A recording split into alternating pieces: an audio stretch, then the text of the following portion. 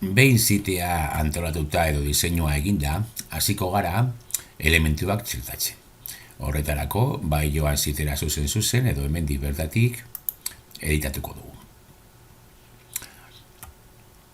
Editatzean, badakigu, eskuinean agertzen zaikula menu bat. Horriak eta gaiak ja ikusi ditugu eta ikusiko dugu orain zer txertatu dugun eta nola txertatu. Hemendik hartuko ditugu gauza guztiak, orduan oso simplea eta oso erreza, zerrenda horretatik hartu zuzen, eta hasiko gara ikusten dauden diseinuak. Normalean edo batzuetan jarri ditugu gauzak manualki, hori da mugituz, lekuti mugituz, tabainak aldatuz eta bar, baina berak ematen digu aukera diseinu batzuk egiteko. Adibidez, horizontalean lerro bakotxean jarri aldugu irudi bat eta testu bat. Edo bi irudi eta bi testu. Bi irudi txiki eta beste bat handi eskuinean. Hor dituzue, elementu batzuk. Adibidez, hartuko dugu hau, irudi bakotxa bere testuarekin, eta hor, zuzen agertzen zaigu atal bat baldintza horrekin. Testua jartzeko bakarrik klik egin behar dugu eta idatzi, ikusiko ditugu ja aukerak, ditugun aukerak testuarekin. Testu bat hartuta daukagunean, hemen hartu aldugu bere mota. Testu normala, hori da txikia, izena handiena, goiburua pizka bat txikiagoa, azpi goiburua eta bar. Baditugu era batzuk testuak aldatzeko. Tamaina bat edo beste tamaina bat emateko. Beharraren arabera. Izenburu bat baldin bada eta testu normal bat. Aukeratzen badugu, jarri aldugu negrita, etxanda eta horrelakoa. Baita ere, non zentratu, betikoa. Edo zenbakiak edo topoa jarri edo.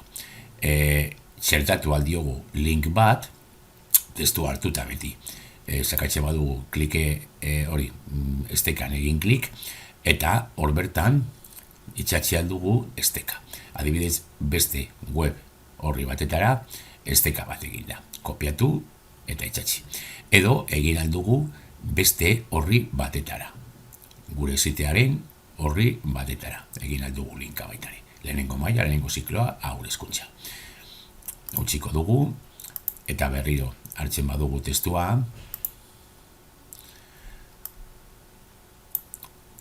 Hemen garbitu formatua, eman badiogu formatu bat kendu aldiogu, ezabatu aldiogu, edo kolorearen kodearen letra edo marratu. Hori normalean ez dugu erabiliko. Marratu hori, tatxatu edo. Hori testuekin eta irudiekin sakatzen badugu hor bertan, beti agertuko zaigu, kargatu, hautatu irudia, driveetik hartu, YouTubeetik hartu bideo bat, egutegi bat txertatu edo mapa bat txertatu. Aukera hauek gero egira ditugu baita ere hemendik, baina hemendik egiten baditugu, oso horrezak izango dira. Kargatu, zabalduko zaigu Windows Explorerea, irudi bat bilatzeko eta hortik bertatik kargatzeko. Askotan egiten dugun moduan, beste aplikazio batzuetan. Berriro sakatzen badugu eta hautatu irudia, joango da gure drive karpetetara edo, URL-aren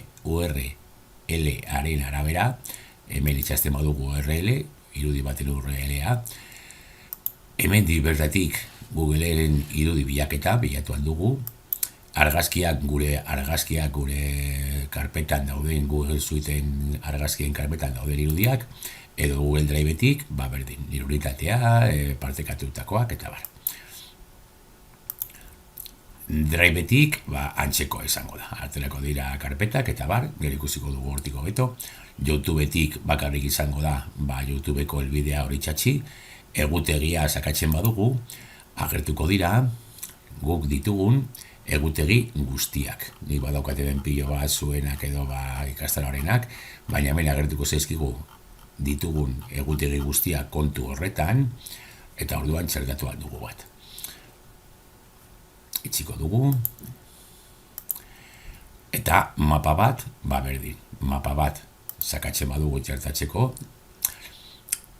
bakarrik mugitu behar gara mapean kontrol tekla sakatuz, eta nahi dugunean puntu konkretu batean gelditzen bagara, mapa hori txertatuko du zuzen leku horretan.